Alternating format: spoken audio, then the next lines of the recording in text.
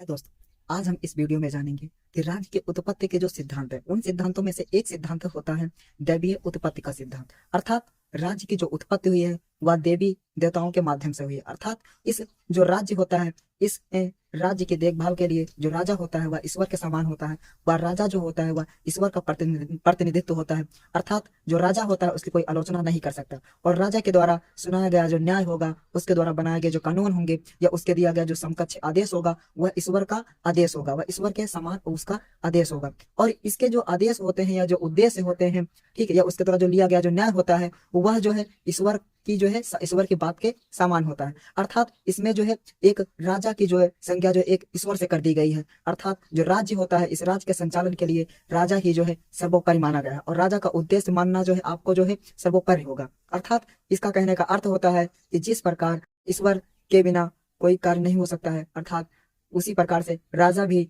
जो होगा इस राज्य का, उसके बिना कोई कार्य अर्थात नहीं हो सकता। अर्थात कहने का मतलब यह है कि जितने भी नियम कानून होंगे वह राजा के द्वारा ही बनाएंगे होंगे और उसकी कोई आलोचना भी नहीं कर सकता। और उसकी आलोचना करना अर्थात यानी कि ईश्वर की आलोचना करने के